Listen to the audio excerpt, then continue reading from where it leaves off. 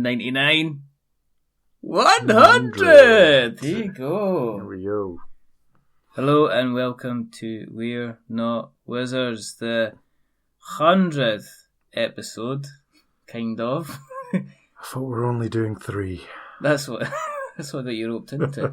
Well, that's the contract that you signed, but you didn't sign in the small print. My name's Richard, and joining me is Colin. It's been far too long. Do you mean it's not been that long at all, is it? It's just that I keep putting out these stupid number of episodes. I'm going to shift the mic slightly and put my show notes somewhere else, because this is it's not a live episode. It's live as we're recording it, as opposed to pre-recording it and going back with a kind of a nonsense. How are you? I'm alright, how are you? I'm very good. Happy birthday. Cheers, thanks. Happy birthday to you. Do you know what? There's a previous episode where it was also your birthday as well. Is there? Yeah. Oh dear. Can't remember which episode it is, but there's definitely an episode where it's like, it's your birthday. Nice. So it's like, it's almost like a yearly thing. Your birthday. Yes, It's almost like a year since we kind of spoke and mentioned it's your birthday. It's about once a year your co-host actually turns up? It was like no, that's not top. That's been like 12 months since the last time you had a birthday. Yeah, it's been about that. It's uncanny. Right, totally. It's almost like it's a regular thing. I'll try and keep it down to once a year. I think otherwise you get a bit tired. Aye. Yeah. Anyway, for those who are joining us for the first time, thank you very much for joining us. Yeah. Yeah, settle down. I hope you have a nice cuppa. I've got a nice cuppa. Have you got a water with you? I do have water. Yes, and I did have some ginger snaps, but I've eaten them all. Oh no! Yay! The reason that we do this is because there are quite simply not enough podcasts out there about board games. No board game podcasts. No. And the other reason... Very few, middle-aged white chaps talking about special interest topics. Well, you're middle-aged now. I mean, before it was the middle-aged one and the younger one. And now you officially join our ranks. So. Have I grown so old? I've got your cardie. Do you like it? Yes. Was it comfy? Yeah. Where's my flat cap? I've also got your pipe and some slippers. Oh. Which is going to be weird because you're just not going to fit in if you're kind of wearing that stuff. And the other reason that we do this is because it's 100th episode, so there's no way I'm going to do a show and not have Colin on it. It's as simple as that. Okay. Do you know what I mean? He couldn't get any better guests. I couldn't. We've run out of guests. We've done all of the available guests. You know what I mean? So after we did, after we had Graham on, or Graham's going to be coming on, it kind of just went dry. Mm-hmm. There's not an awful lot more we can say. So I guess we better kind of jump in with kind of what we've actually got to the table. And nothing. Absolutely nothing. Simply nothing at all. What have we been playing? A couple of weeks ago, I played around with a bit of Quantum, which is... I did look over it. You standing there with spherical dice in your hand. I was very pleasantly surprised. Or cupular dice. It would be stupid if they were spherical. Because it would just roll over the table. Yeah. That would be a D100, wouldn't it? A weighted D100? Is there such... Is there a D100? There's D100s. That just shows my... They look stupid, so everyone just uses 2 D10s.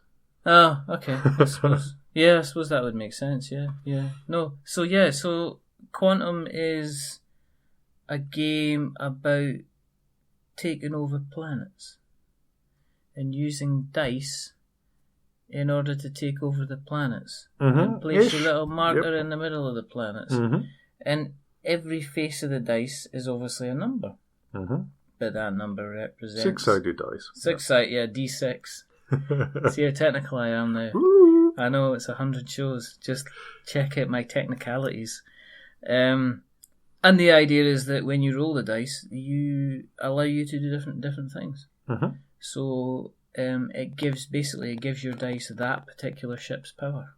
Yeah, well, but you initially roll the dice, and then that dice becomes that ship. So If just off the top of my head, one is like the battle station. It's like a space station. Yeah. Kind of think more of like a Death Star than a. Yeah. It kind of moves one space, but it's very, very good at kind of like kicking people's butts. And then there is there's ships that allow you to change from one ship to another. Yep. You've got the number 3, which is almost like a warp type ship, which allows you to swap places with another one. So the nice thing is that each of these ships has got the ability to have different skills, and the idea is that you're meant to get you've got each of these lovely planets, and each of the planets has a number value. And in order for you to get around to take over a planet, you've got to equal the number. Which with your ships, you can't be over it, can't be under it. You can't be got to through have it. the exact number. You can't be next to it. You got to be on the nose. And if you're on the nose, you get to take a little cube. You get to put it on the planet. You get to claim it as part of yours. And then you've got to get so many cubes on so many planets, and then you kind of win the game. But there's other ways to win, though. Yeah, are there? Yes, well, you can do the... well, when you go into combat, you can win. Is it domination points? Yes, you've got to get and then you can convert domination points into victory points. You can win that way. Yeah. And to make the game replayable, so there's lots and lots of replayability in this game, there is special cards that you can purchase through the game. Yes. And they all give you a new ability, like you don't lose your ship if you lose combat and things like that, which all quite makes the game have masses of replayability. And the other thing is as well is that you're not laying out like a game board. No. You're laying out each of the planets is on like a tile, which is about, say, it's probably about maybe 8 or 9, 10 centimetres by 10 centimetres square. Yeah, they're not that big. But you can put the tiles into different configurations, so you can just have them as a 3x3 and have a basics field.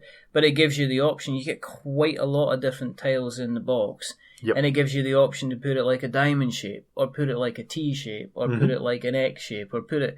You can basically throw it down however you want, and then that means that you've got different ways that you have to travel in order to get about, in order to kind of hit the planets. The good thing is that you've got the option to put action points into increasing like research. Yes. And then once you get a research, it gives you like a card. And your cards are they're down into two things. You're either got something that the effect happens straight away. Yep, instance or... or you've got... permanent changes to your faction. Yeah, you put them at the side, and then they have a definite effect. So one of them might be that when you're rolling into battle, all your ships are always equal to 3 in terms of their additional attack. Or it's a card that says when you go into battle, you can force your opponent to re-roll their dice again. So he might have rolled a ones, and then you can go, no, re-roll that. Yeah, I think. Because, and this is where I'm going to either sound like I've remembered or my old middle-aged brain has forgotten, is that in combat, it's the lower person it's the lowest number wins. So that's why the battle station, because it's 1, is the best ship in your close combat. He's a Death Star. He's gonna kick butt, and he's not got the exhaust ports. No, which is good. It is good. You don't want to be beaten by no 6s. Absolutely, but they're kind of quite flighty little kind of ships. Well, they're scout ships, and they can move up to 6, so they can zip round the player mat if you needed them to. You don't need that nonsense. No. I was watching something today about, you remember there's these things on YouTube about how certain films should end it? I think so. And they have like cartoon variations of how like Return of the Jedi should ended. Ah. And they've got the Emperor turning up, and he's saying, you tell it, like, make sure, Yeah. see when we did the last Death Star, yeah, you had an exhaust port that was big enough to fit some missiles down it. Tell me this time that you've put grates over the top or something that they can't bomb. It says, no, what we've decided to do is we've decided to, we've got rid of that completely, there's no exhaust ports, but instead there are 2 big channels which are big enough so an entire starship can fly and actually get to the main reactor instead. But you know, witness the firepower of this operational battle station because it's being constructed at the time. I know. So they need to for do that. Independent contractors. It's like an access way, isn't it? Do you know what I mean? It's like the dirt road going into the housing estate. You know, you're obviously going to get access to the main reactor if you go down that. It depends. Maybe it was Bellway that built it. Well, I thought you were going to say, Denise all like, no, join the dark side, Luke. And Luke's all like, aye, go on then. Yeah, let's crack on with that. Fine. Or the one about when they go to Jabba's palace and they like throw a thermal detonator in. Leia just goes in and starts chucking thermal detonators about. Just kills Jabba. And Luke's like, I was going to go for a really elaborate plan. It's like, no, mate. Well, it's a thermal detonator. Your hand's already in kryptonite. Carbonite. Carbonite. Dear God. That's a completely different film. Woof. Wrecked it there. How many franchises can we get sued by? As many as well we know. I mean, we're an established... And this is all in the Marvel Cinematic Universe. With Spock saying the Force is strong in this one. So, Quantum, it's good fun. It was really, really easy to learn. I had a good time with it. We lost. I lost spectacularly. You lost, did you? Well, I lost enough. I wasn't the first person to get to the planet. That's another thing to mention about the game. It's blisteringly fast. You can rattle through a game in 45 minutes, an hour, easy. Yeah. And that's with 5 players. 4 players. It's 4 players, isn't it? We had 5, I think we tried. It does go up to 5. Yeah, it does, yeah. It was good fun. It was a good fun. It was a good game. It was enjoyable. Would I play it again? Yes, I would. Yeah. Yeah, absolutely. Yeah. And we'll stick a little note in the show notes. Have you been playing anything recently? Yes, but tell me. I've been playing a lot of Star Realms with you. Who you with me? With you. And which version of Star Realms have we been playing? The base set mainly. We have, and we've been playing both card, and we have also been tripping into the apps stuff. And And do you know, I've actually come to the conclusion I prefer the app over the physical. No. Yeah. Really? Yeah, seriously. Can I just say something? Me too. Yeah. Yeah, totally. I'll tell you what. A little story is that me and my son were sitting there playing Star Realms. Yep. And he went, "You've got this on your phone." I was like, "Yeah, I do have this on my phone. Should we do a pass and play version instead?" And I was like, "No, we stick to the cardboard because we're not going down the app route." And do you know, and we did. And do you know what the worst thing about it was? Remembering trying to subtract numbers when switching the cards around to remember how many many points you had left. Yeah. But also having to meticulously go through the cards and figure out when you were using the same faction and you got like the double points and stuff like that. So that was quite So I'm normally. Have we talked about Star Realms? We didn't. We were going to speak about Star Realms last time, but we said we were going to save it for this. Right. We're going to save it for this particular show. Right. So what is Star Realms? Star Realms is a tactical card game, which is a deck building game. Deck building, yep. In which you and me go up against each other and head to head. Only 2-player game, unfortunately. I have seen people try and play it. There is weird variants, but from what I've heard, it doesn't work. No, because they've got a Kickstarter out just now, or it's just ended. It's just finished, yeah. Called Frontiers, which is to turn the game into a 4-player. Yes, which I'm interested to see how that kind of works. The idea behind Star Realms is quite simple, is that you start off with a really rubbish set of cards. You start with 8 cards that only give you one money each. And 2 cards which allow you to... that do fight. 1 damage. Yes. Yeah. And the idea of the game is to buy more superior cards, which allow you to do more damage, or increase the amount of money that you've got, or increase the amount of authority that you've got, because you don't start off with... So you don't start off with authority. So you don't start off with life points, you start off with authority. Yes, yeah. Which is basically it's life points. It's even green. Come on. Exactly. You automatically call it life, but you took 15 life points off me with that. You're going to call it life points no matter which way you kind of look at it. It's absolutely ridiculous. And then there is 5 cards put down in the middle. And first person gets 3 cards. Yes. And second person gets 5 cards. And then after the first round, the first player gets 5 cards as well. Yes. It's just because it's such a tremendous advantage going first.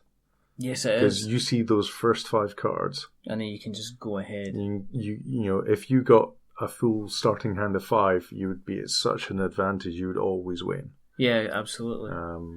Whereas starting with just the 3, it limits on what you can buy. You can get. Sometimes you can get lucky. You can get very, very lucky.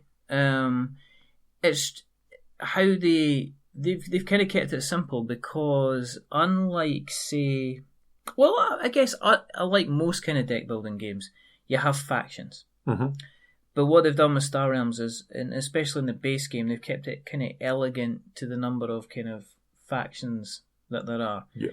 Colin knows the name of the factions over. Look, don't stare at me like that. He's like that. What? You're dropping me in it. You've got the red guys.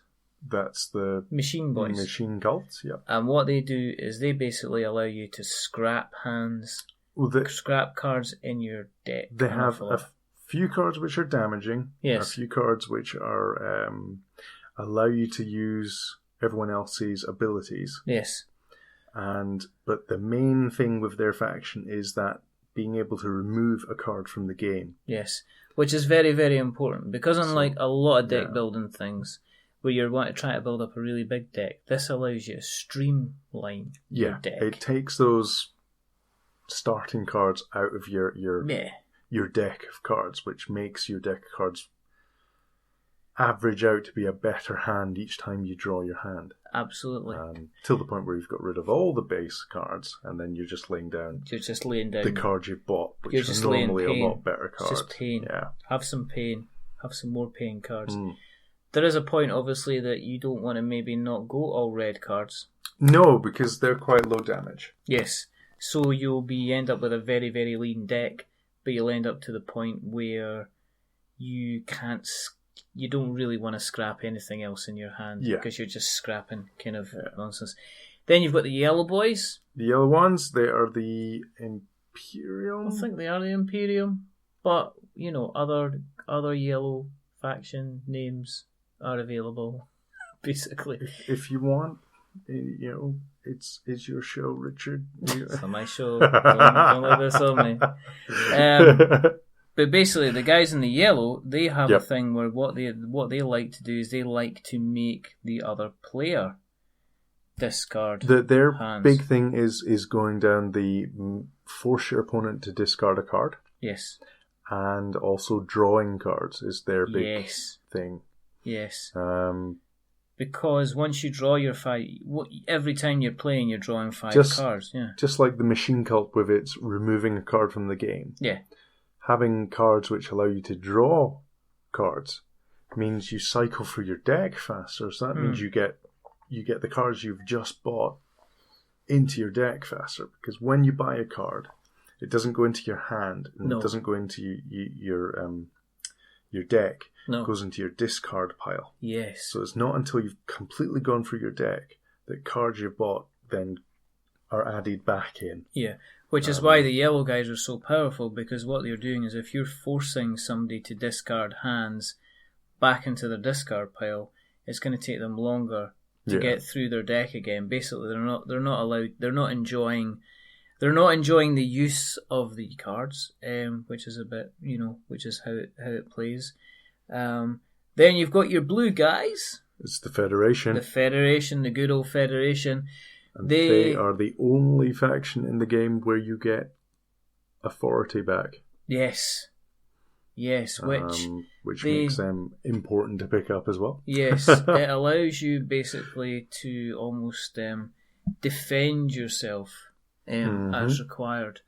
So you can usually it's a mixture between allowing you to either gain authority or attack, or gain authority and gain some extra resources that you can buy cards. And you can, so you get a choice. You can string. They allow you to get to the point where you're going back above the 50 point. You can actually go back above the 50 points as well. Yes. So you can build your hand up. So your guy could be sitting there. Yes, he's able to take damage, but he's able to take a lot more damage because within the next couple of turns, he's putting himself back up by 2 or 3 points. A game I was playing with a poor chap, and by the time I beat him, I was up at like 78 life. It's like, this is nasty. I know, I can't help it. And our final boys are the blobs. Yep. They're blobby because they're probably the only organic type ships. They're all organic typey ships, yeah. So. And they rain down with pretty much the Hellfire. A lot of them. They're your hard hitting cards. Most of their stuff is all high damage. Yeah. Or scrapping things from the 5 cards to buy, which is a great way to deny your opponent if you see he's gone for a particular fashion. Yeah. And you have these cards that allow you to scrap the communal cards. Yeah. You can go, all right, he's buying all yellows. Yeah. I'll just destroy that yellow card. You can't buy the yellow card now. You've got 2 types of cards as well. Mm-hmm.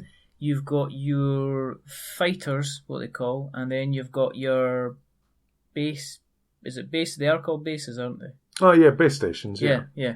And what happens is that your fighters will sit in you'll play your fighters kind of there and then. Oh, it's mainly just ships, really. They're called. Yeah. And then you'll get your bases that you play. And bases stay. Yes. At the end of your turn, a base will stay out. Yes. And then there's 2 types of base that you have. Yes, and what are those? They're the ones with grey shields and ones with black shields. Yes. If it's got the black shield, it means when your opponent does damage to you, he's got to attack the stations first. Yes. And if it's got a grey shield, I was nearly going to say green there for some unknown reason. We have to stop the entire podcast if you do that. It's a major mistake. It's not like we edit. No, dear God, that's work. I know. We're not here to do work. And the grey shielded ones, you've got the choice of whether your opponent attacks the grey shielded one or just attacks you. Yeah. And sometimes I remember a game with you where you just kept on beating at me, and you eventually won because you wouldn't destroy my stations. No. No. I just can't. Because and there's 2 reasons to have the bases, as well as having the bases just there for defense sometimes, because they're there to always give you points and stuff. When every card or most cards have a kind of, they have their main secondary action ability, but then they have a secondary ability. And what a secondary ability does is it might be the secondary ability might allow you to have more damage. The secondary ability might give you more life. The secondary ability, what it does is, it doesn't have to be a base and a ship card. It can be 2 ship cards, or it can be 2 base cards. It allows you to go ahead and stack up the damage, especially like on the yellow faction. Sometimes the draw card is the secondary ability. Sometimes some even of the more expensive cards, you make your opponent drop a card is the secondary ability. Yeah. So. There's obviously the famous kind of things like the kind of the mech world, which says you can, it doesn't matter which faction card you're playing. Yes, you're automatically going to unlock the ability.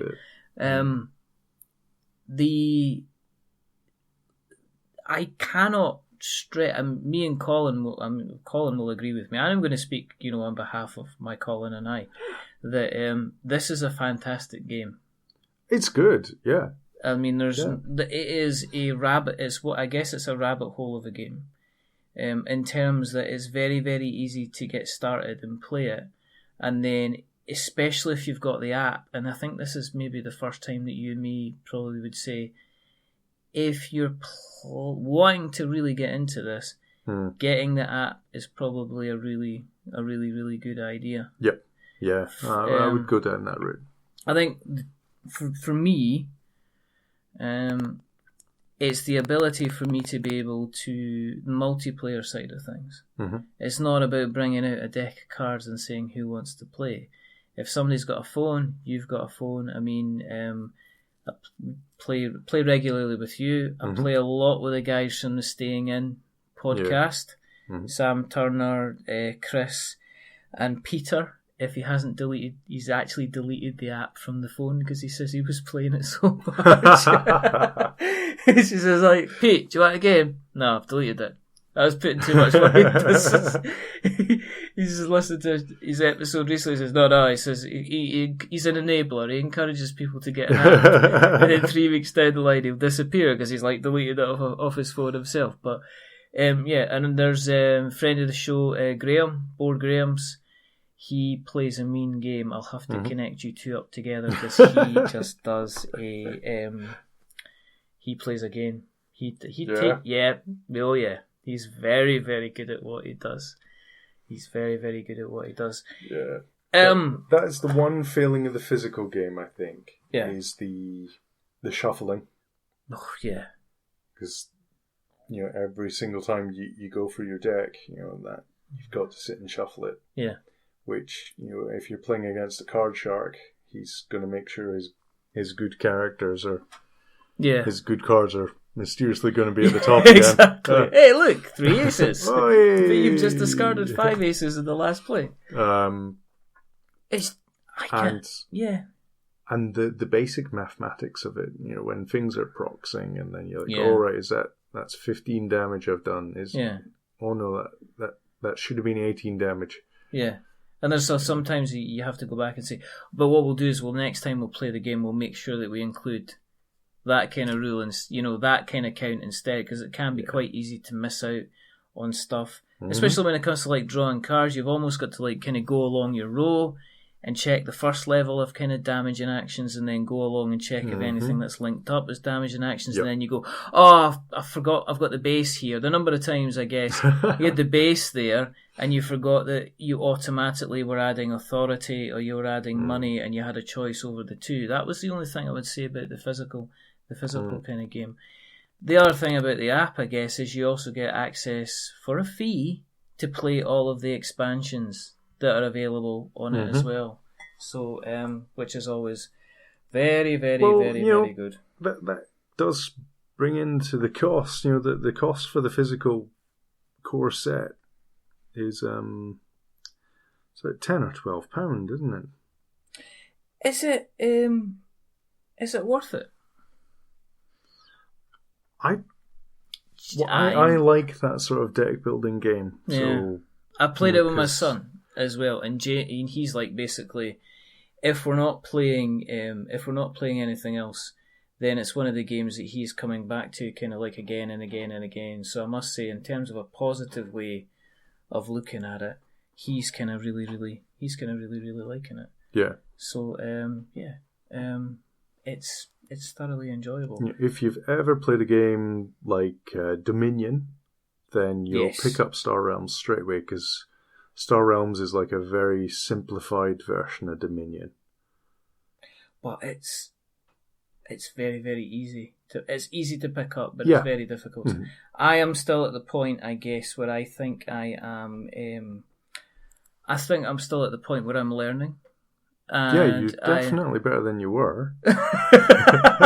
Because what happens is, like, I'll play a game with Colin and then I'll win and I'll not hear anything. But if I lose, I'll get, bad luck, old chap. You should maybe mix and match.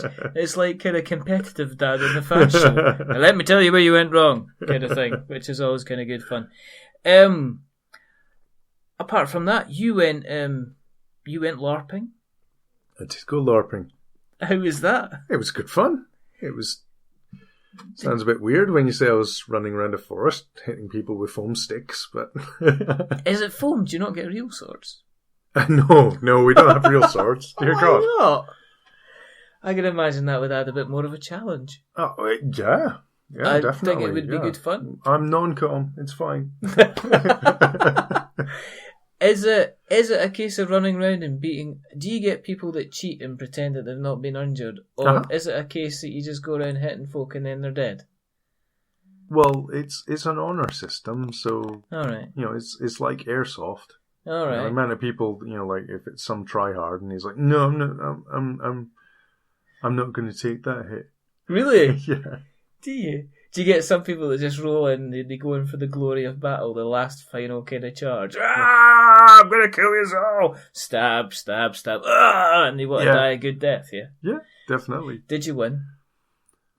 Well, it's like a role-playing game. There's never an end. Here we go. There's never an end to it. The excuses. Here we go. Did you win? Of course I won. Of course you won. You won against... It's me and I enjoyed it, so I must have won it. You won against every single person on the battlefield. You went about like Rambo. So the game has been going on for the last... must be coming up for like 15, 20 years. Really? Yeah. That's phenomenal. And my group, that I go down with, we did something that changed the rules for the entire game, and they added it in. Really? Yeah, we invented gold weaponry, and they actually added it into the rulebook. No. So it's like cold iron, silver, because like silver to kill werewolves and things like that, and gold weaponry. And I was like, oh my God. That's it. We've done it. We've succeeded. Yep. I can put that on my gravestone. It's all because I play this silly pompous lord that wants to have more bling than anyone else, so I wanted a gold sword. Did you realise that gold is no good as a weapon? You realise it's soft like butter. Soft like butter. It's worked into the metals. Right, so it's fine. So you can go about and kill something. Or the foam. Was it gold foam? Did you spray paint it gold? I had a sword made for 120 quid. You had a what? You had a sword made for it? Yeah. Well, that's fantastic. It's upstairs, so you can't see it. Is it? Oh, you need to let me... It's up in the loft. So. It's in the loft, so I can't get access to it. Oh, you need to let me see it so I can take a photo. Mm-hmm. You have to do it. This has to be done. This has to be done. Other games that we've been playing, but LARPing sounds fun. I was asked about going, and then I just thought, I'm going to have to sit down with my wife and explain I'm going to just bring her along. Run about the woods and hitting people. I actually think, and I genuinely mean this, that it is a brilliant holiday. Yeah. Because it's a holiday without these silly little mobile phones or computers or anything around you, and you're forced into having nothing but social interaction with everyone around you. Oh my goodness. And it is just absolute brilliant mental reset. Allows you to absolutely have your only thoughts except your thoughts and get rid of you're not playing you as well, so you're having a wee holiday from yourself. Oh, that's this is amazing. What are you doing? I'm having a little holiday from myself. This is like, what I mean? I've been to paradise, but I'm not Colin with the mortgage and exactly. Everything else. No. I'm playing this what character. What's your lord called? What is his name? Oh, he's Marcus Don Herrera. Did you put on an accent? He has this ridiculous accent, That kid's a brings it full circle. Goes, Mass Moviecide call us Ricardo and Carlos. Say Ricardo. Oh my goodness, this is fantastic. I'm so glad we brought this up. Is there photographs of you in your armour? I don't think there's any photographs of me, because I didn't do very much that weekend apart from sit and get drunk. Oh so. my goodness. You just like telling people what to do. You go fight him over there. Is that what you're doing? Pretty much, yeah. Is that what you're doing? Yeah. Did you always have I'm the dawn of a noble house. Were you in the full accent thing all the time then? Yep. Were you? Totally. You didn't break out of character. Oh, you're like Leonardo DiCaprio. Every now and then you break out. Oh my goodness. But you try and stay in. This is like a whole new life. We have to just we're going to do a whole podcast. Can't believe we've never talked about it. I can't believe we've never talked about it either. This is absolutely ridiculous. So LARPing, there will be a LARPing special. Maybe. Well, I think, was it Trace? The last person I spoke to about LARPing was Tracy from Chaos Cards. So get her back. Maybe ask her back on. Yeah, Hi Tracy, if you're listening. I hope the shop's going really well. I heard lots of lovely things about the new Chaos Cards retail shop. It's all very good. Other games that we didn't touch on very quickly, I guess. Played Viticulture with the kids. Yeah, it's a solid game. They loved it. They really, really liked it. Did they take it up? Yeah, they played it. They really, they liked the mechanics, and they thought, "Oh, this isn't spells and wizardry and killing people. It's the exciting world of making wine, children." Exactly. And I was like, "Oh, can we have a glass?" No, you can't, but you can play this. It's mine. Grow your own. Exactly. I played a bit more of the Dark Souls board game. Mm-hmm. I've been playing a bit of single player of that. Now, I've played a wee bit of that. I don't know if I liked it or not. It's been very Marmite.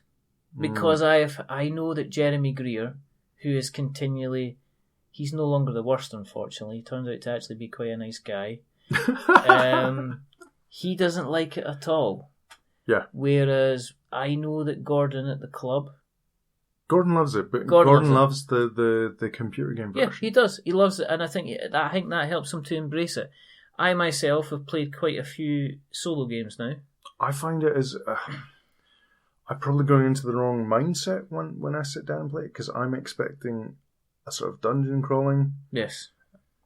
And I'm expecting that, right, I'll move my character here, here, and here. Yes. And the game just is not designed around that at all. No, it's very simplistic when it comes to actual movement. Yes, it is. Do you know what I mean? And it's a case of you trying to get an advantage, and it's mixing up being the first player, the player with initiative, because that has a direct effect on how you get attacked and who attacks you. Yeah. So it's very, very kind of interesting in that. I'm plodding along with it. I've not enjoyed sitting down playing it. Yes. I just wouldn't be my first thing off the shelf. I said to David Carroll when I spoke to him in the interview that I think it's a game you have to be in the mood for. I think you have to be ready to. So you sit down with like someone like Gordon and you get enthusiastic because Gordon's enthusiastic. Gordon loves it. He's really, really enjoyed his time with it. I think he's really, really looking forward to the next wave, which is coming out very soon. His mates, like John and that, they all really.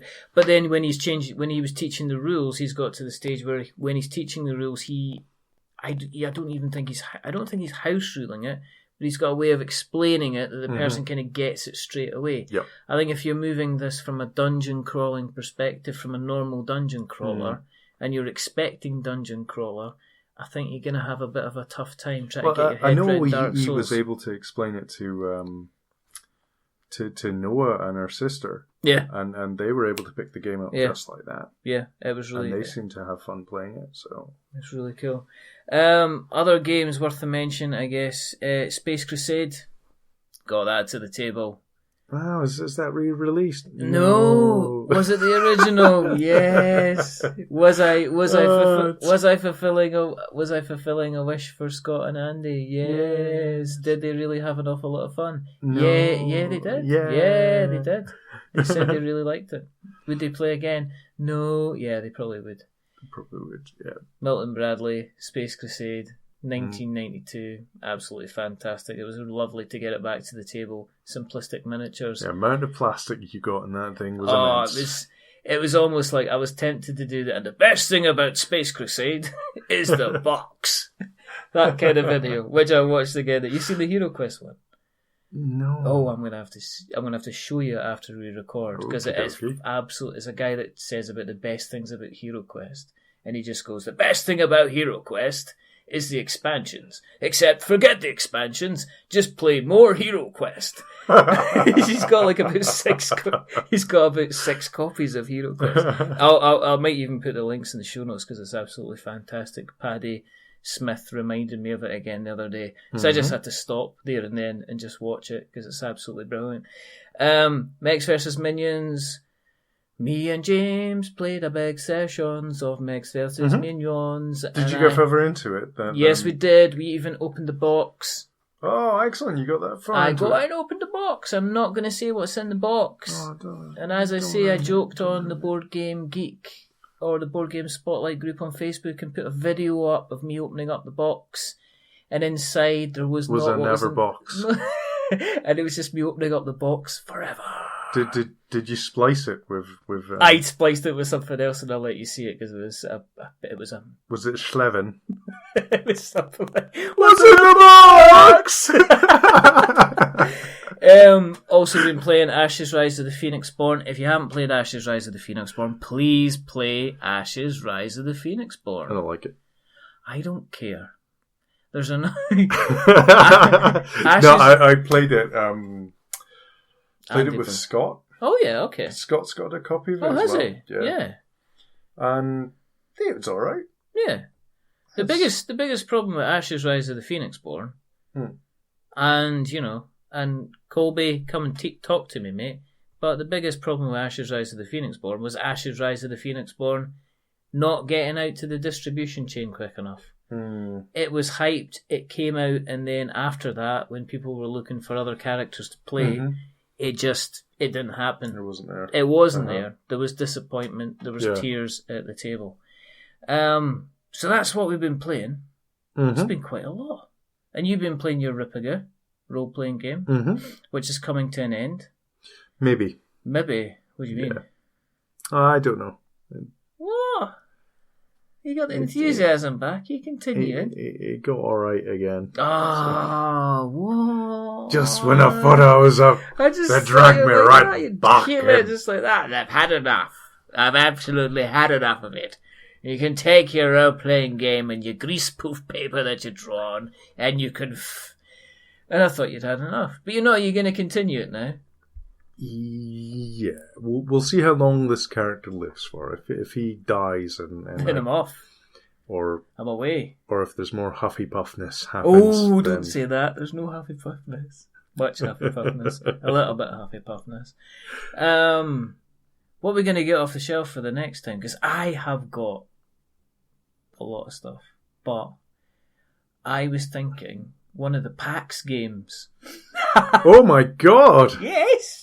No, well, we did get PAX before. For Floriana, we did. Played twice. Yes, we did. What are we going to play next from the PAX range? £40 game, played twice. I know, it's good. It's like a Chinese. What are we going to play? What PAX game are we playing? Well, I've got PAX Parma. Let's play that then. I think it's called Parma. We'll play it sometime. Which is all about Russia and Britain fighting over Afghanistan. Sounds fantastic. Yeah. I wonder what happened with that then. The tribesmen won and kicked both nations out of it. That's what happens. When you try and take a hard tank up a mountain, doesn't it work for you? And then Johnny Rambo turns up. No, well, you see, you send in 2 British officers. Yes. In their spiffy red coats. Yes. And, and one of them will come back with his mate's head and and it'll be one of the best films ever made. The Man Who Would Be King. What a movie. What a movie. Is that Michael Caine? It's Michael Caine and Sean Connery. Can you do Michael Caine? That's no You're bait. only supposed to blow the bloody doors off. I don't know what you're doing. I don't know what you're talking about. It's a load of rubbish. Get up and get away. But that was when it's young Sean Connery, because young Sean Connery is different from old Sean Connery. Yes, so he's very speaking like this. What are you talking about? That's old Sean Connery. Young Sean Connery is lighter. and it's more clipped in the middle, in the beginning, and the end. And Michael Caine, he just sounds like he's ready to go. Come on then, I'm going to take you on. Oh, man. Such a good film. Harry Palmer. What else we're going to get to the table? We are going to try and play Abyss. Abyss, yes, okay, we'll go for Abyss. And we're going to try and play Formula D. Formula D. Which is actually about racing cars. And it's not blankety blank at all. Bloodborne is hanging over me. Bloodborne. I have tried it a little bit. What is it? I think I need to play more of it. It is like Dark Souls. It's like the sister game. It's the card game, though. And what I would love to get to this shelf. Yes. Or get to the table, even. Yes. Well, I wouldn't mind it on my shelf, too. Catacombs? Ooh. It's shipping! Ooh. If it's here, we're just going to play it. And we're just going to do another episode of Catacombs. Because it deserves it. Because it'll be Catacombs and Castles. Yeah. So we have to talk about Catacombs and Castles. Completely different game. Yes, we do. It's a completely different game. Utterly, completely different game. Utterly, totally different game. Yes. So we'll be doing that. And then Catacombs Conquest will be appearing a couple of months after that. So we'll have to be talking about that. Do you know what I mean? I don't know about you when I saw the email, but I got super excited about stickers and wooden pieces. Yes. Can't wait to play it. Can't wait to be shockingly bad at it and end up, you know what I mean? It arrives on the end of October. It's on the bonfire by the 5th of November. Because I can't. I really need to buy a Subbuteo or something to get you into the mindset. Or Zooball. I've heard a game called Zooball. Zooball? Yeah, Duncan Malloy was on talking about it on GameWire with Bebo. Brittany, who's going to be, and he was it's about Subbuteo. It's almost like it is Subbuteo, but it's with little animals and it's little animal discs, and we need to have a look at it. But it's out there. It's Osprey Games. I think they were talking about it in the Staying In podcast, so I need to dig it out and have a look at it. So yes, totally. Catacombs is definitely coming off. Giving it a kick. Now, as we know, I continually get people on to talk about Kickstarter. But, however, as well as highlighting some things that potentially are going to be happening in the next couple of days, we should also be highlighting things which are potentially going to be happening at the end of this month into the beginning of next month, because those certain people are going to be coming on the show to talk about them. So if we start off with the people that we've already spoken to, who may or may not have episodes that have already been released to talk to us, talking, I don't know how to finish that sentence. We had Carla from Weird Giraffe Games on to talk about Stellar Leap. And that is a fantastic episode because Carla she was a lot of fun. She was a lot of fun to have on the show. So Stellar Leap is out on the 18th. That might have already passed by the time, that might already pass by the time we actually get this aired. Because this is going to be weird because we're actually going to travel this episode back in time so it appears in the feed as episode 100, which is the way it's going, and taking over the rubbish message that was there before. So that is Stellar Leap, which is on the 18th. We also have a Champion of the Wild, Tom Clare. He's going to be his episode is going to be out in the next couple of days, potentially tomorrow, to coincide with his Kickstarter campaign. And he is also a lovely chap, and Champions of the Wild is like, what would happen if a giraffe took part in, say, like the high jump? Or what happens if a giraffe took part... That'd be awful, they're not very good at jumping. Well, what happens if a giraffe took part in the 100 metres? What happens if a giraffe then took part in, say, the javelin? And then it's, it's kind of like that. It's quite a socially party type game. Okay. So it's a case of, this is my animal, and this is the reason why I'm using it. So why would I use a gorilla for the shot put? It'd be fantastic. But then if I have to use, say, like the gorilla for the 100-metre swim, would he be as good? Probably not. We don't know if apes can swim. I'm pretty sure chimpanzees don't. I don't know if gorillas do. And so on and so forth. So it's kind of like that. It's a fun game. It's not very... It's very social. It's a party game. Looks a lot of fun. So that episode will be out very, very soon. I'm just checking Twitter there. Yes. Twitter says no. Oh. Girls don't swim. Oh, they don't. All right. Well, that's pretty good. Games that are coming to an end for people that we've had on. We've had Ed Jowett, who was on from Shades of Vengeance, to talk about Era Balam, which will be finishing very soon. And also, now Boarding is also potentially finished by the time this episode comes out. The wonderful, fantastic Mr. Tim Fowers. But coming in October, we've got Mark McKinnon's Wreck and Ruin is finally coming out. Ooh.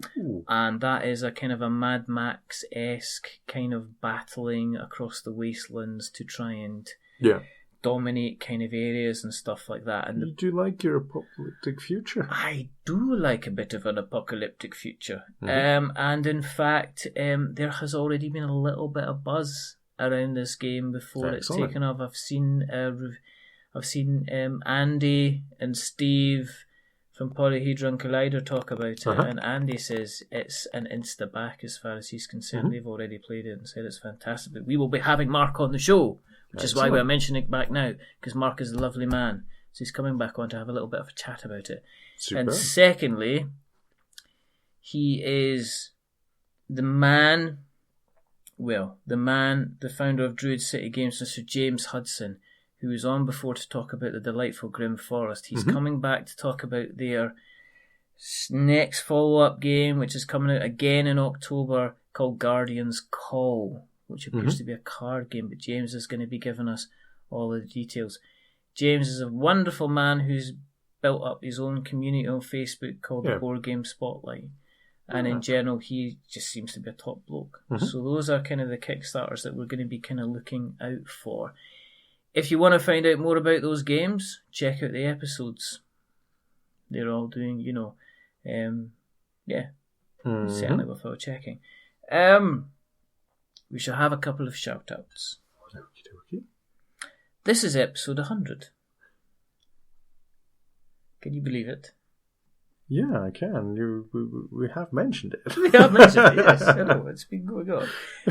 But we do want to give a special shout out to, I guess, every guest that has come on and has helped us kind of make the show as big and as many episodes. Not kind of big as in well known, as in big as the number of episodes that we've had. Because everybody's been a joy to have on. Absolutely fantastic. Everybody. Well, apart from that Richard guy. That's me. Oh, right. But also there's people that we should be giving a shout out to, people that we think, if you like us, you should maybe give them a listen. The Musicians Podcast, presenters Matt, it's a show where he interviews musicians, and he's had folk like Newton Faulkner on. He gets really personal, and it's kind of lovely kind of life stories about people who are trying to make it in the music business, not your commercialised kind of guys of this world, but the guys that are just going out and gigging around Europe and how they deal with, family life and stuff like that. So it's not your Miley Cyruses and your... yeah, no. But it's a really, really good and interesting listen just to hear how much work a lot of these guys are putting in just to even get, the slightest bit of a break. It's fantastic. Blake Leafday, Getting Geeky with Gamer Leaf.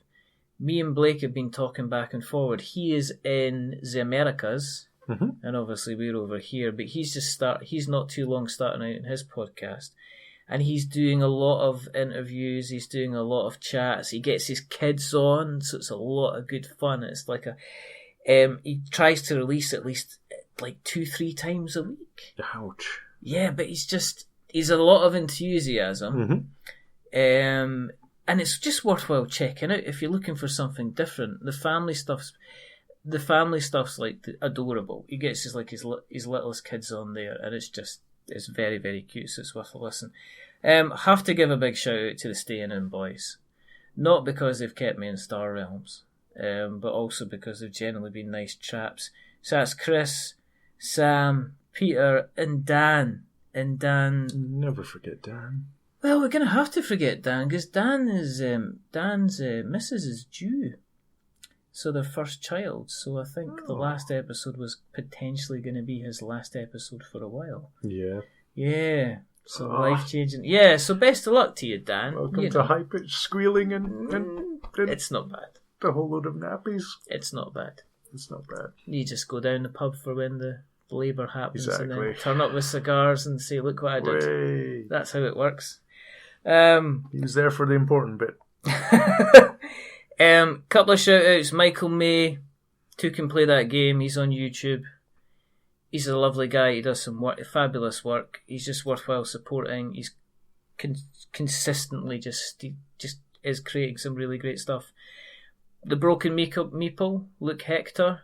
Again, the boy's gone from podcast to doing videos, and he's doing videos and podcasts, and he's just done his top 100 games. Wow. Yeah. Basil's going to sue him. I don't know. Maybe Basil's going to sue him. you can ask him. You can ask Tom Basil when he gets on the show. I know. I wouldn't say anything. And I guess on a sad note, the Mr. Trevor and Mr. Gary from Mass Moviecide UK are hanging up their podcasting spurs after 250 odd episodes. Ouch. Because of life changes, which meant that the podcast can't continue. For those that haven't heard, Mass Moviecide UK is a podcast where they take a film and they basically talk about it. They've done recently the Fast and Furious season. They are horrifically bad people because every week they decide to give us a shout out on the show and then use it as an excuse to rib us by rolling a 20-sided dice and deciding whether to give us a nice shout out or give us a horrible one, questioning our ability to speak to the ladies. And there's a 1 in 20 chance that it's the good one. So that's so best of luck to Gary and Trevor and to their endeavours. They're not obviously disappearing together, but they're going to go kind of like different ways. Just a couple more.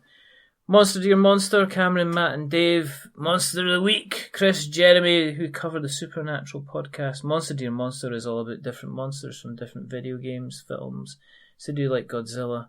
They've done like the Bloodborne series of video games. It's very, very interesting. Got a shout out to my boys Paddy and CJ from Twin Humanities. Paul and Joseph from the CNC Geek cast. Two guys, and I've said this before, they cover films and both of them have got speech impediments. And that's their gimmick, and it's just a really, really good show. Short, snappy, 25 minutes, half an hour show. They pick a show. Only we could do that. I know. If only we could do that. And last but not least, a big quest for magic and steel. David and Mara and the gang are keep on going doing their D&D. Excellent. Are you still having fun? Yeah, they are. Excellent. It's a good cast. It's kind of like a family thing, and they kind of really found what they're doing and how they're doing it, and it's a lot of fun with what they're doing. Right, questions. Well, if you liked it, you should put a ring on it. Hey. So bad. Right, okay. Tonight on dad jokes. Tonight on dad jokes. A guy at work. He went away for a dad joke. They put no. him away He for went it? Dear no. God. A guy at work. He went away on holiday and he decided to turn up with his joke book from 2004, and it's different sections. And you think 2004? How bad could it be? But it's got sections. It's got an entire section entitled "Ethnic Jokes." I'm just like, okay, I'll just put that back on his. It was a simpler, gentler. Put that. It was it was only 10 years ago. I know, dear God. You know, it's just like that. What questions? Okay, well, Nick Jones has decided to ask us all of the questions. All of them. 42. There we go. I've got the answer. I asked what questions. I says, tonight Colin is back and we record the full 100th episode. For real this time. What questions do you lovely people have for us? And Nick has... Oh my goodness. What you been up to, he says. What have you been up to? Not me. What have you been up to? What have I been up to? We've just said what he's been up to. Faffing about. Pretty much. Enjoying life. Not having to sit in front of me with a flipping mic in his face asking him what he's been up to. Did you miss everybody on the internet? I did. I missed everyone. No, you didn't. What's your favourite movie? Especially Twitter. You don't even look at us. What's your favourite movie? Ooh. It used to be Leon when I was younger. Yes. But now it changes so fast. What did you like recently? What did I like recently? Guardians of the Galaxy really hit it on the nail for me. Guardians of the Galaxy Volume 2? No, Volume 1 really hit it on the nail for me. Don't know what it was about that film. It really clicked. But there's been loads of great films over the years. I'm someone that changes their mind an awful lot, so there you go. So the answer to that question is Guardians of the Galaxy, at the moment, could be changing. Probably next week, as little as that. Oh, man. Oh, no.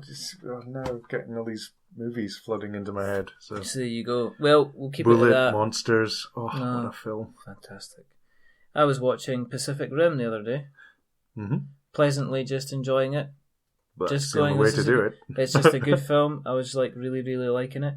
I've started collecting the Studio Ghibli movies. Oh. So I've got my... It took me years to track down this film. There was a film when I was a little kid. I woke up and it was like, I don't know, 5 a.m. in the morning. Yeah. And I went through and I sat down in front of the TV and I saw 2 movies that night. Yeah. That just completely shaped what I loved as a little kid. And one of them, it turned out to be Laputa. Castle in the Sky. What a film. That's next on the list. I grieve every time I watch that. One it's just a month. Just going to get them one a month. So I've got My Neighbour Totoro. Oh. Yeah, I got Spirited Away. Yep. And what was the other one? What was the other one I got? Oh my goodness, what was the other one I got that I really, really liked? Ponyo. Just amazing films. Don't watch Princess Mononoke. Yeah, that's just heart-rending. There's no point watching. Apparently, the Fireflies one. No, don't watch that one either. Is absolutely kind of like buckets of tears coming out your eyes. It's so there you go. Kids surviving a nuke. Yes. No, I'm getting Raymond Briggs when the wind blows. Oh God, no, no. Oh, let's just watch Watership Down. Screw it. My life's over. Bright eyes burning like fire. 5 have found it, Hazel. Stuart Cullen, Fury AC, friend of the show, does his bit in the Scottish Sun. Yeah. Put us in there, which I figured out was over a year ago now that we were in the Scottish Sun. Do you know that? Yeah. Yay! In a little download section. It was lovely. For those heading to EGX this week, what cardboard should we try and play? Here's the link. So here let's have a look at this list from Mr. Stuart Cullen. He has said, the following tabletop games will be available to play during EGX. Demonstrators from the Esdevium, Carcassonne, Codenames, Colt Express, Dead of Winter, Dice Forge, Double Cortex, Timeline, Story Cubes, Galaxy Trucker, Legendary, Fi-Fi, Pandemic, Secret, Small World, The Captain is Dead, and Ticket to Ride. Well, I'm going to jump in and say get on The Captain is Dead if you fancy being spanked up and down the spaceship, because it's fantastic. I'm also going to say Dice Forge, Dead of Winter. I think I'm going to say you want nice, easy, sit-down, friendly games. Yes. So what would then you do? You want Carcassonne. Yes. You want Ticket to Ride. You want Captain is Dead. Yes. Small World as well. Really nice, easy, sit-down, play games. Good. You want something more deep and interesting, then you want...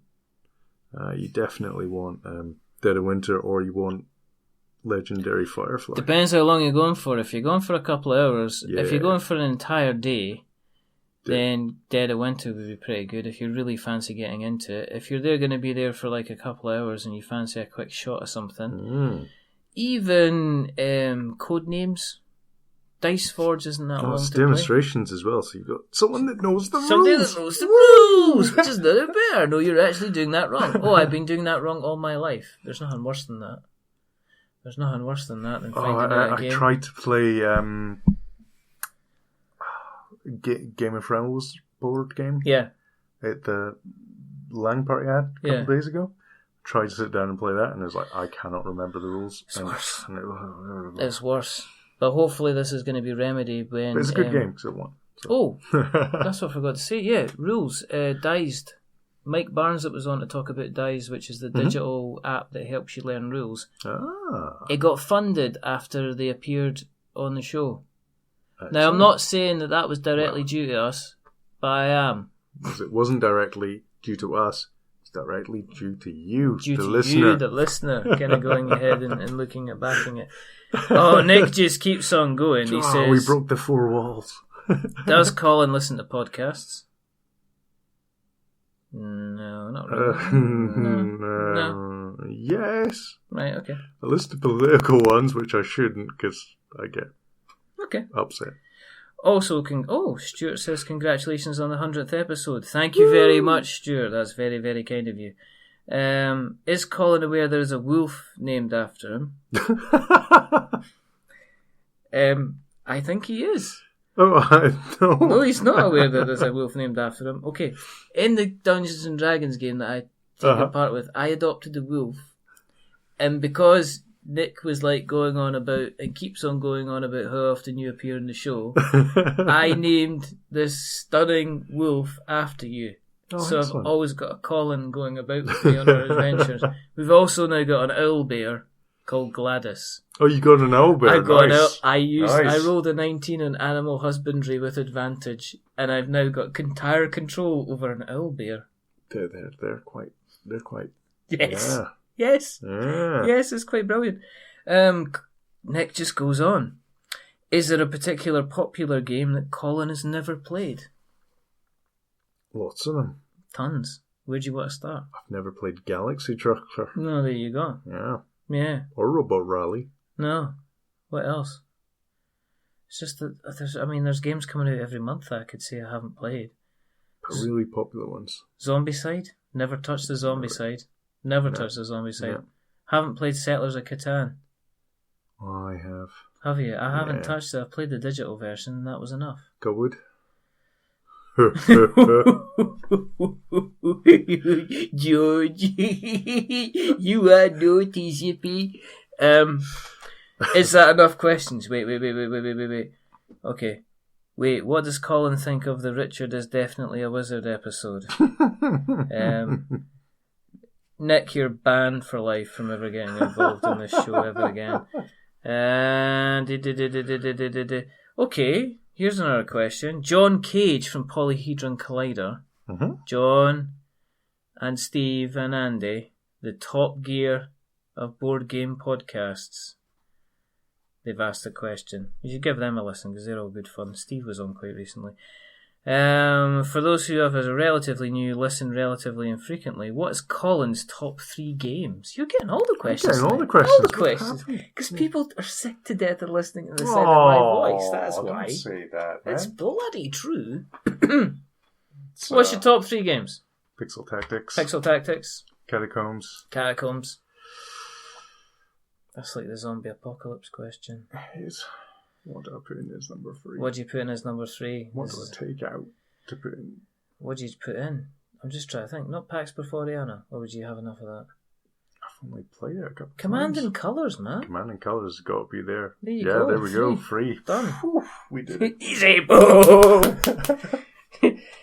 If you could listen to only one podcast for the rest of your days, who would it be? Oh my goodness, that's an incredibly difficult thing to do. I don't know. If I could listen to one podcast for the rest of your days, which would it be? John, I must admit that a show I would always listen to no matter what happened would be the Staying In podcast. John's not on the Staying In podcast, he's on Polyhedron Collider.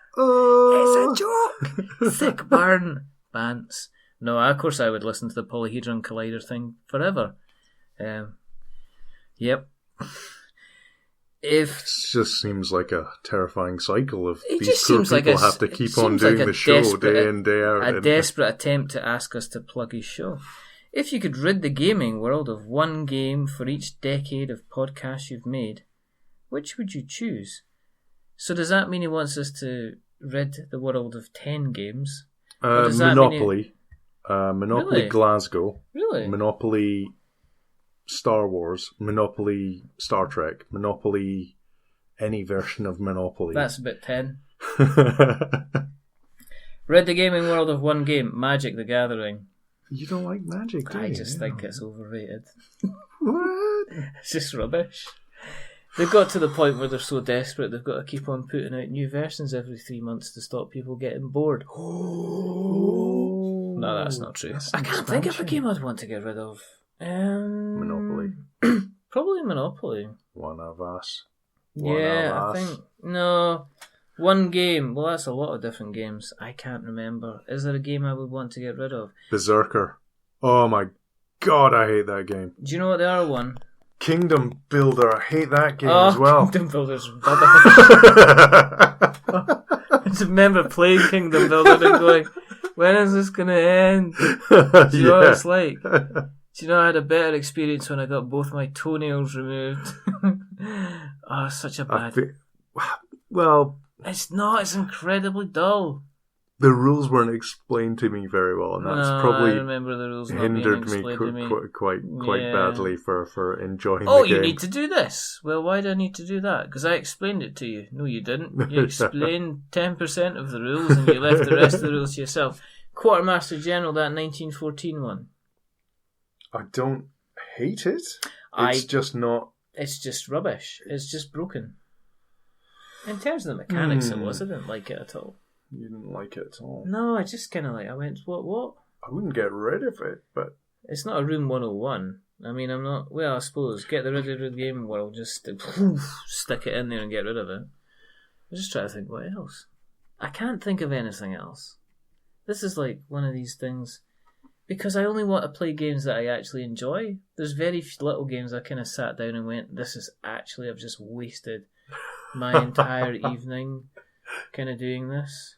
Yep. I didn't enjoy Rex, but I don't know if that was what happened at the time. I think that was A, the group, and B, the game is very backstabby, It's confrontational. very, yeah. Glad I convinced you to buy that and I didn't get it myself. Oh, here we go. And John's final question is, what's your favourite thing about Talisman? The game. I think the best thing about Talisman What's their favourite thing? is just after you or someone else defeats the final thing and the game's over. I like the fact that I can use Talisman to prop up several other games. I can put Talisman on the bottom of the pile of other board games that I have, so it's the only one that gets crushed. I think the best thing about Talisman is the Space Marine. If you get the Space Marine, it's a great game. Is there a stanza? Yeah. Oh my goodness. You randomly get a Space Marine. Oh my goodness. Oh my goodness.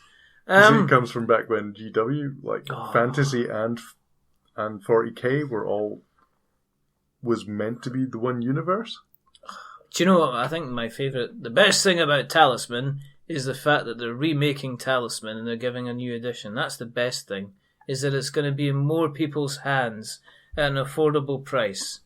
That's the best thing about it. John is daft about Talisman. Oh, he enjoys it. He loves Talisman. Totally. He's totally daft about it. You can hear him talk about Talisman on Polyhedron Collider when they eventually kind of let him on. So that's it, really.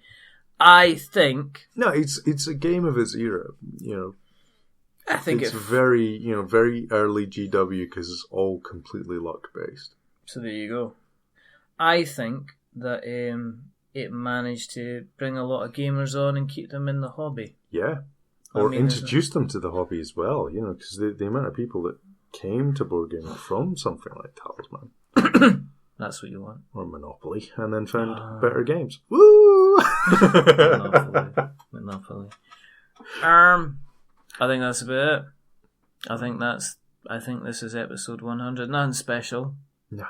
Well, it was, because it was you and me bringing it back on for another episode. And what's going to be happening from now on, now I'm going to put this on the tape, is that... Just like we'd definitely be on in a fortnight. Definitely. Third week of the month, every Sunday, third week of the month, there's going to be an episode with Mr. Colin and with me from now on. Regardless of if we played anything or not. We're just going to come on and talk. Put these rules down. It's a bold claim. You know I don't play by your rules. It's a bold claim. I'm a role breaker. I'm a heart breaker. But I guess it is time to... It's time to disparoo. Mm-hmm. So there's only a couple of things left to do. And I guess the thing is if you have listened tonight, and if you have liked what you've heard, then first of all, go out and tell other people, which is always nice. If you'd like to keep a track on what we're doing, try and tell people in the sort of manner of, like an old black and white movie, run down, hello, Mr. Grayson. Have you heard about this here? We're not wizards. I don't know why I went Irish, but... Just went Irish, I know. Have you heard about this here wizards show? Because it's really good about the cardboard. And whenever you hear a bell ring, we're not wizards. Gets wings. Oh, that's so good. But if you do want to keep an eye on what we're doing, then if you go on Twitter, you can follow us on We're Not Wizards. If you go on Facebook, you can find us on We're Not Wizards. If you go to Instagram, you can find us on We're Not Wizards. If you go to YouTube, because our lovely Podbean hosts, who host a podcast, what they do is they automatically throw our episodes up on YouTube for everybody to enjoy, which is always that is very, very nice of them. You can find us on all the normal podcast places, like Spreaker and Stitcher and Acast and Podknife. And if we're not turning up on your normal podcast listening place, then let us know, and we shall try and get it on the local podcast listening place, so you have a place to listen to when you do the podcast listening. Yes, absolutely. If you like what you've listened tonight and you decide that you want to not just kind of listen to us yourselves, but you want to tell other people about how you listen to us, if you go to Apple Podcasts and you maybe want to give us a review or you want to give us a rating. Well, that would be nice. That would be nice. Remember, if you do give us a rating or a review, don't give us a 10. 2 5s. Don't give us a 10, because that will make us big-headed. But don't give us a... 2. No, 1. Okay. Because that'll make us cry. That will. Give us a 5. Something in the middle. Distinctly average. Distinctly average, because we are distinctly average. And this, I usually but the person who has not been distinctly average, but I'm going to say is the people that have not been distinctly average is both of us. Oh, that's nice. It is. Well, we've been below. Because we've been below average for some time, and we're trying our best. If you'd like to get in contact with us, I guess this is a shout out for everybody who's thinking about doing some kind of campaign or anything from about November, December onwards. If you're listening and going, yes, but they do have well-known people on all the time. Are they going to welcome us with open arms? And the fact of the matter is, yes, we are. We are always open to having people on the show. So give us a shout. Send us an email, magic@we'renotwizards.com or... .co.uk. Yes! You nailed it! There's only 2 more things to do. What's that? Well, the first thing is to remember that we are many things, but we're not wizards, Mr. Christian. Are we wizards, Colin? I don't think we are. We are definitely not. And the second thing is to say goodbye. So, oh dear God. What? So it is goodbye from the rather wonderful, the rather fantastic, the rather amazing Mr. Colin, say goodbye, sir. Goodbye, sir. Or I'll hang you from the yardarm. And it's a goodbye from me. Remember, stay safe. Roll 6s. Is it safe? Is it secret? Don't you dare do that. Not on the 100th episode. Don't ruin it for everybody. That's a pain in the butt. How dare you, sir? But remember, stay safe. Roll 6s. Join us for the next 100 episodes unless we get bored and decide to do something else. Yeah. Movie reviews. Because there's nobody doing that. I've checked iTunes. Nothing. And that's another it's place completely where there's open. nothing at all. I must stop using my computer in offline mode. I'm going to have a little drink. And then we have to say goodbye. But it's tradition, because it's 100th episode, we're going to do the goodbye song. Okay. So say goodbye, Colin. Goodbye, Colin. Goodbye. It's been 100 shows. Goodbye. Do I cry? He makes eye contact all the way through this. It's quite disturbing. 100 shows. Goodbye. Say goodbye, Colin. Cheers. Bye.